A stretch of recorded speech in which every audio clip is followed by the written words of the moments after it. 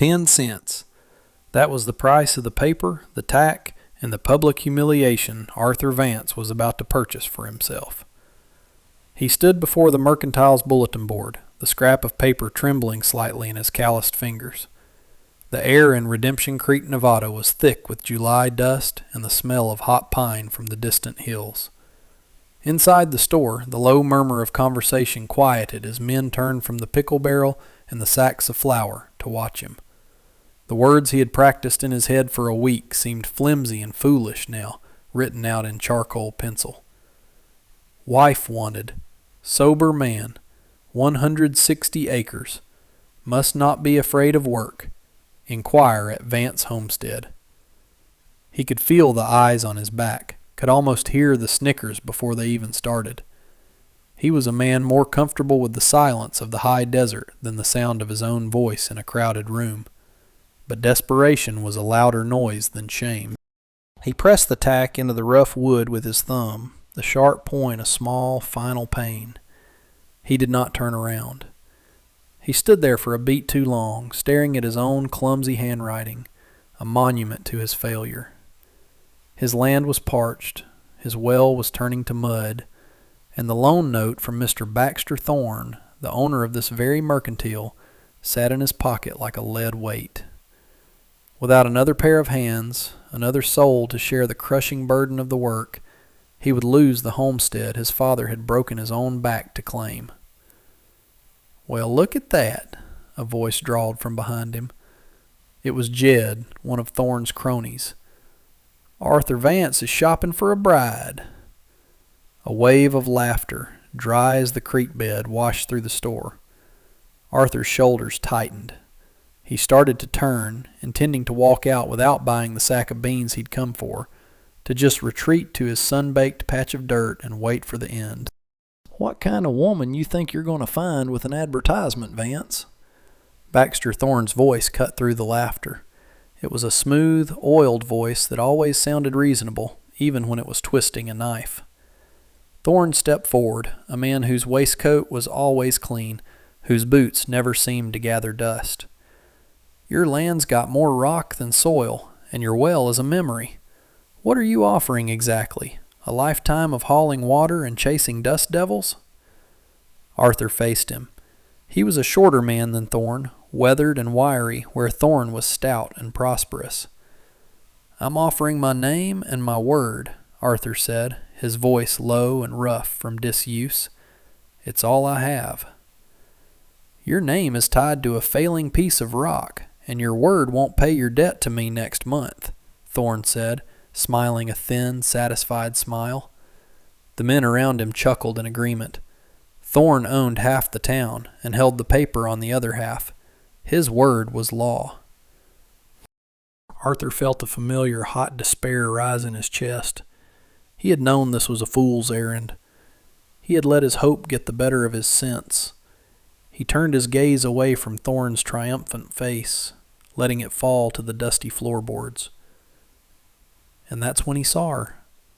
In the corner, near the back door, a young woman was sweeping. She moved with a quiet efficiency that made her almost invisible.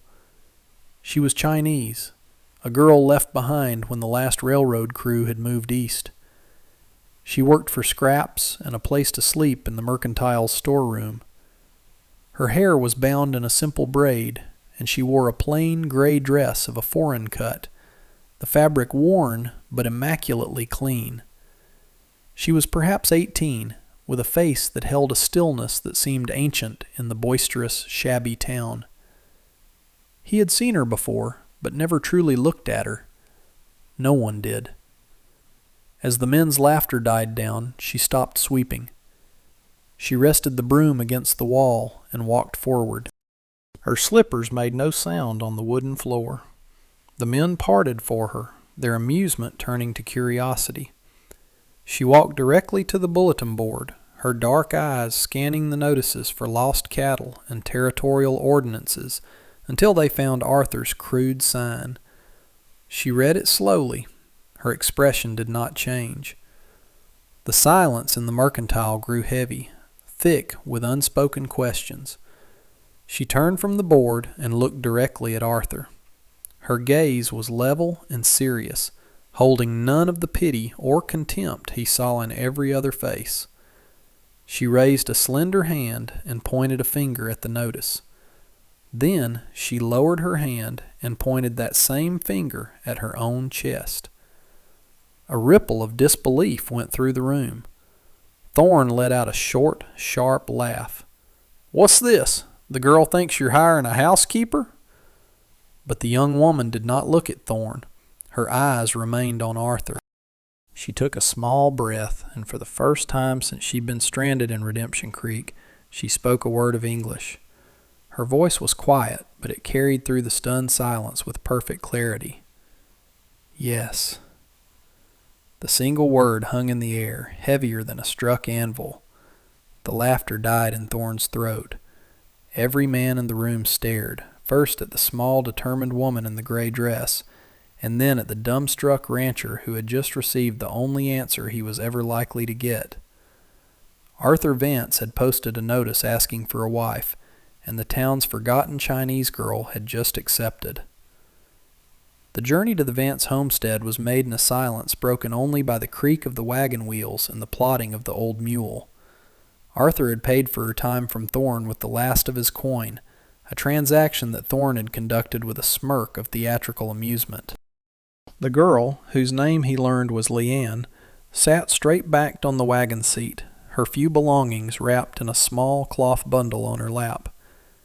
She did not look at the passing landscape, but instead seemed to study the horizon, as if measuring the scale of her new prison. Arthur felt a fool twice over. Once for posting the notice, and again for this. What had he been thinking? He couldn't provide for himself, let alone a wife. And a wife who spoke no more than a single word of his language? This wasn't a solution. It was another complication. Another mouth to feed with grain he didn't have. When they arrived, the full measure of his desperation was laid bare. The homestead was not a handsome clapboard house, but a dugout carved into the side of a low hill. The roof was sod, sprouting dry weeds. A small corral held 2 bony cows, and a chicken coop housed a handful of listless birds. The land stretched out before them, a panorama of baked earth and stubborn sagebrush. He helped her down from the wagon, his hand briefly touching hers. It was small, but her grip was firm. He gestured vaguely at the sorry scene. "This is it," he said, the words tasting like ash. "Home."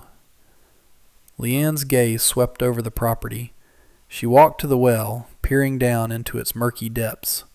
She crumbled a handful of the dry soil between her fingers. She looked at the sun-beaten wood of the corral. He expected to see despair in her eyes, or perhaps fear. Instead, he saw an unnerving focus, an intensity of observation that made him feel as though he were the one being assessed. She walked back to him and pointed at the handle of the axe leaning against the dugout wall. She made a chopping motion, then pointed to herself. "No," Arthur said, shaking his head. That's my work." She simply looked at him, then at the axe, and held out her hand. There was no pleading in her gesture, only a quiet insistence. Defeated, and too tired to argue, he gave it to her. He expected her to struggle with the weight of it, but she balanced it with a surprising ease. She spent the next hour methodically clearing the stubborn, thorny brush from around the entrance to the dugout, her movements economical and precise.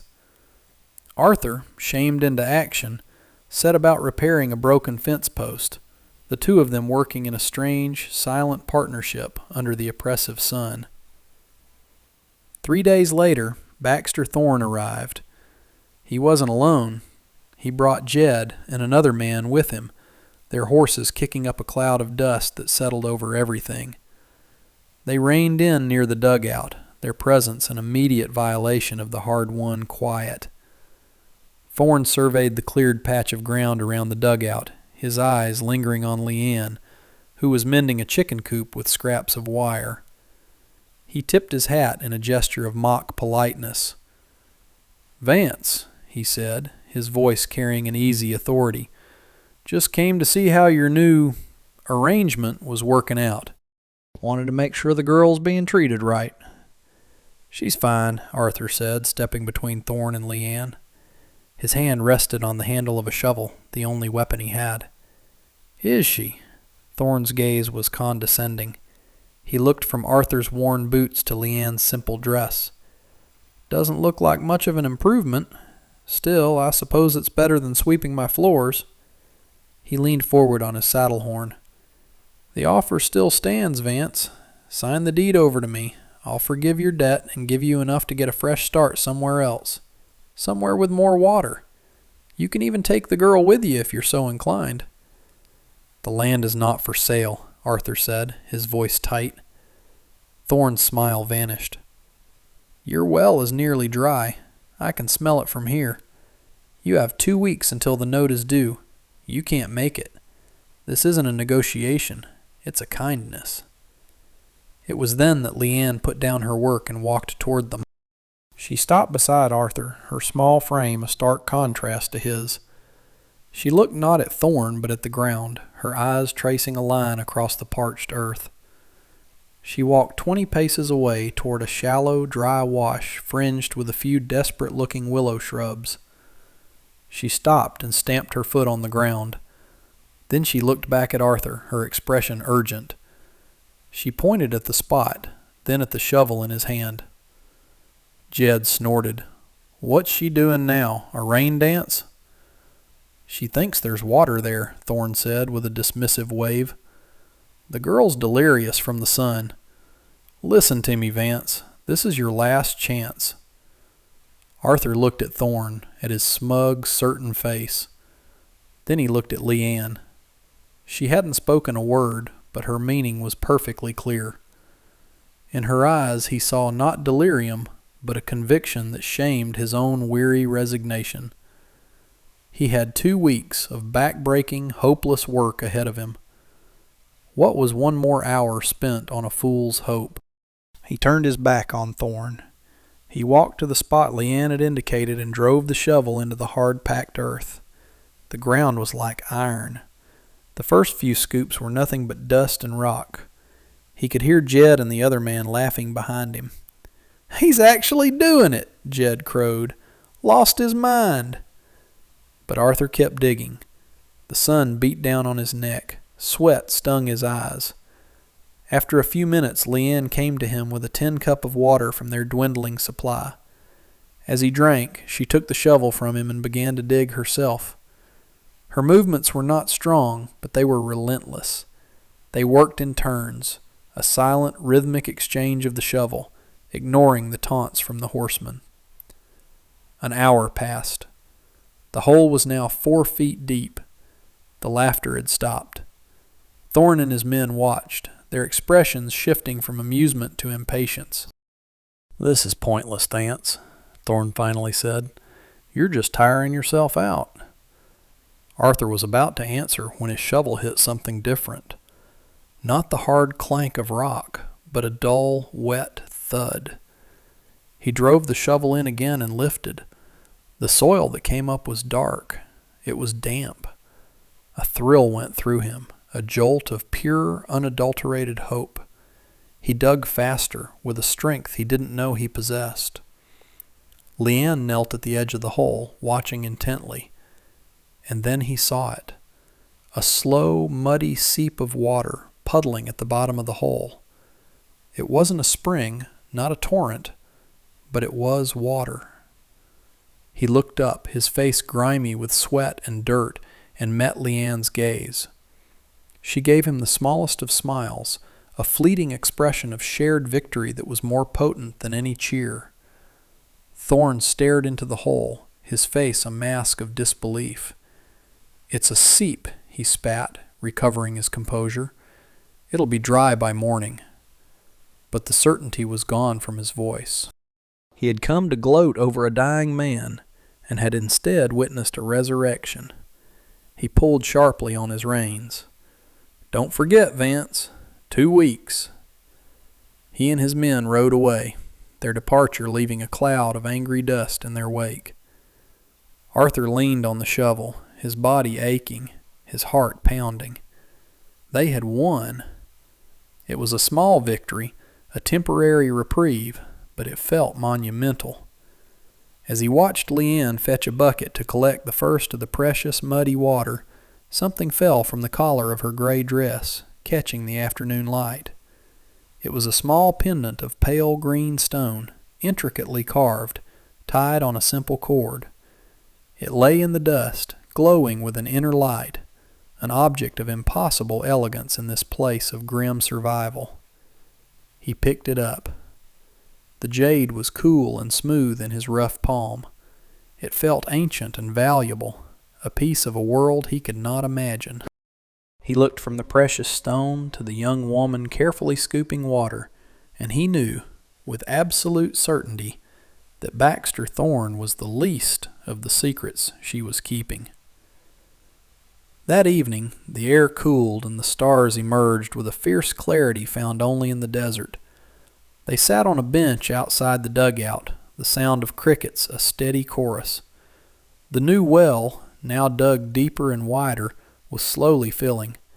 A bucket of clearer water sat beside them. The simple meal of beans and cornbread was finished. For the first time, the silence between them felt comfortable, not strained. Arthur reached into his pocket and pulled out the jade pendant. He held it out to her on his open palm. "You dropped this," he said. Leanne looked at the pendant, then at him. She took it gently, her fingers brushing his. She didn't put it back on immediately. Instead, she held it in her own palm, her thumb stroking the smooth surface. "My father gave it to me," she said. Her English was quiet, but the words were perfectly formed, with only a slight melodic accent. Arthur stared at her, surprised by the fluency. You speak English well." A small, sad smile touched her lips.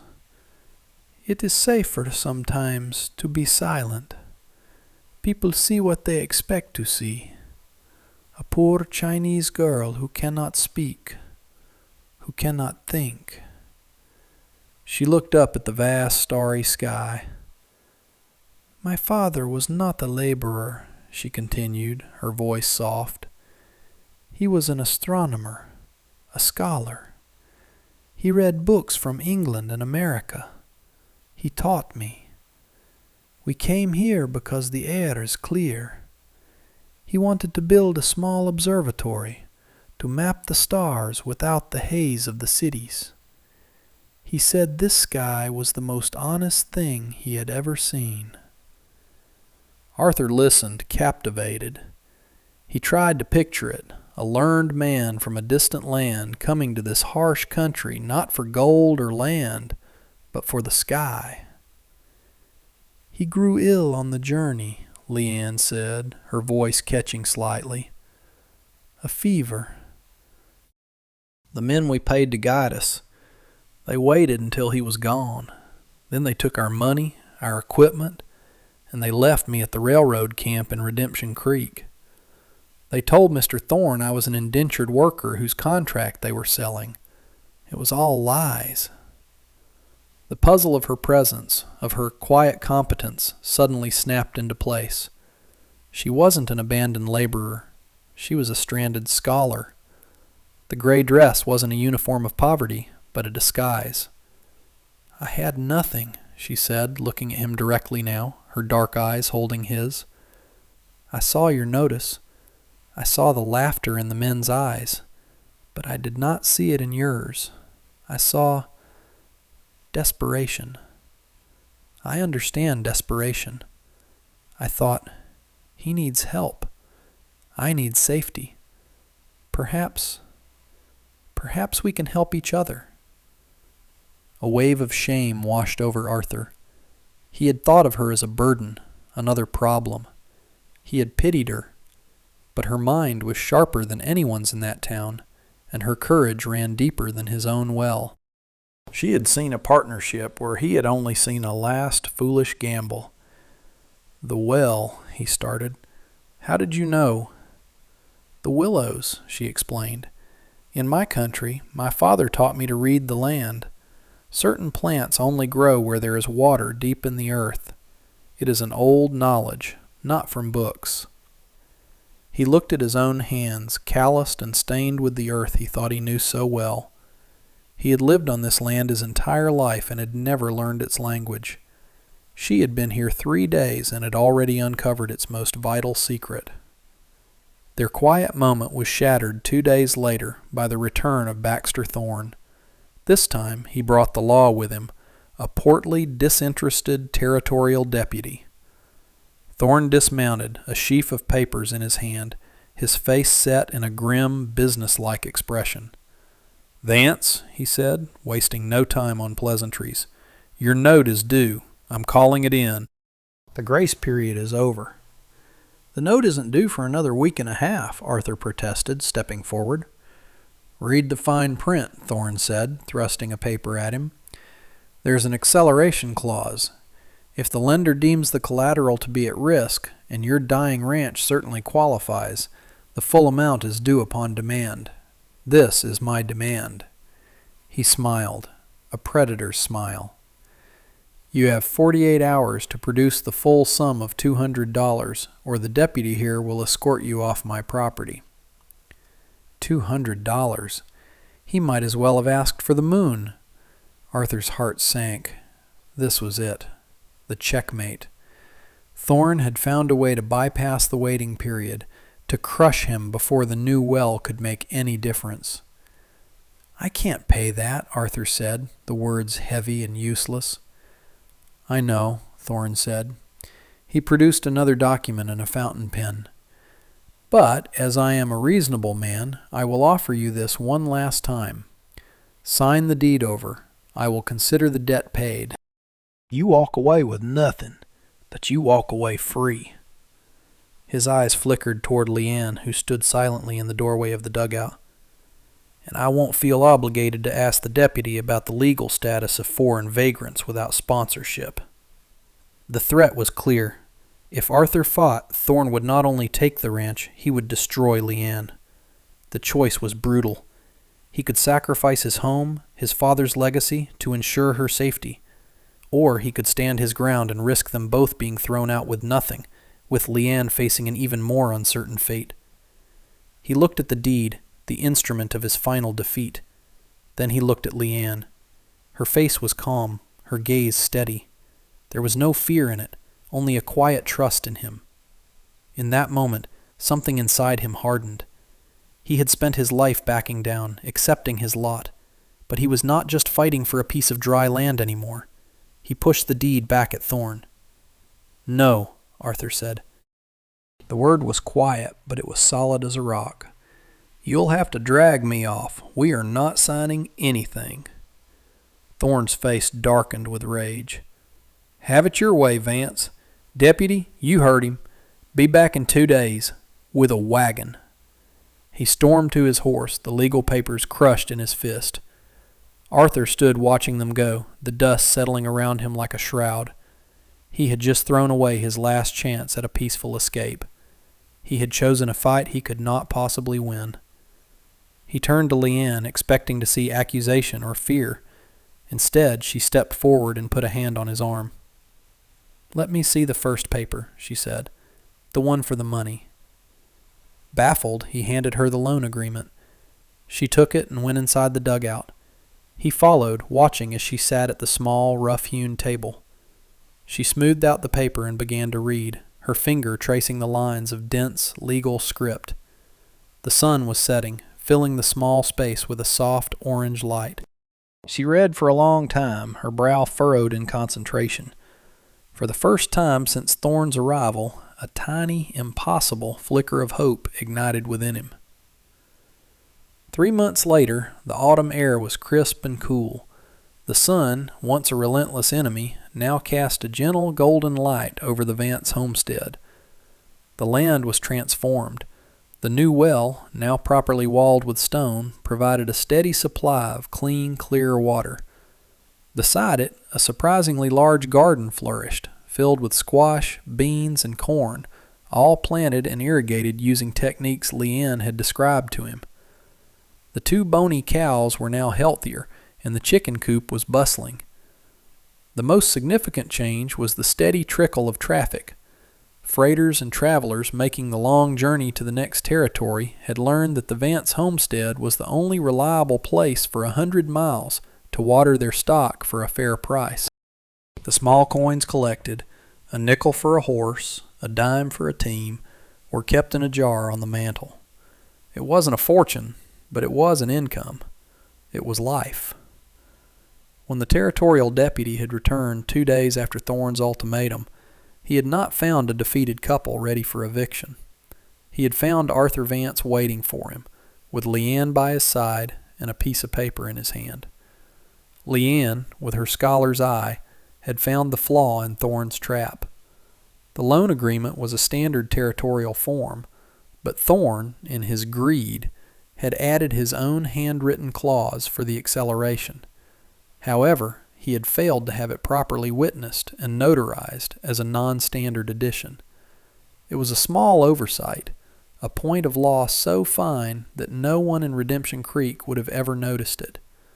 But to Leanne, who had read her father's English law books, it was a gaping hole. When presented with this fact, the deputy, a man who cared more for procedure than for Thorne's ambitions, had grumbled and agreed to wait for the circuit judge, who was due in a month. When the judge finally arrived, he took one look at the improperly altered document and Thorne's predatory interest rate and declared the acceleration clause unenforceable. He then publicly admonished Thorne for his business practices and restructured the loan with fair, standard terms. Thorne, humiliated and stripped of his power over Arthur, had not been seen at the homestead since. The town's laughter had long since faded into a grudging, astonished respect.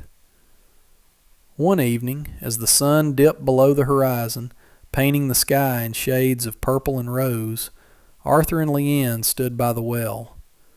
The dugout behind them had a new, solid door and a real glass window purchased with the water money. It was starting to look like a real home. Leanne was no longer wearing the plain gray dress.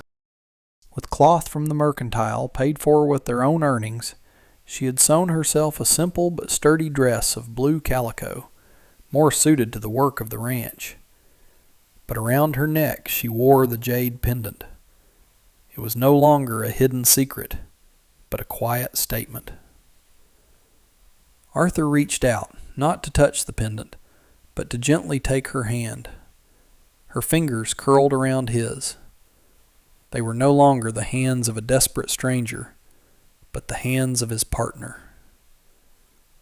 "My father would have liked this sky," she said softly, looking up. "He would have," Arthur agreed. He thought back to the day he'd tacked that notice to the board, the 10 cents that had bought him so much scorn.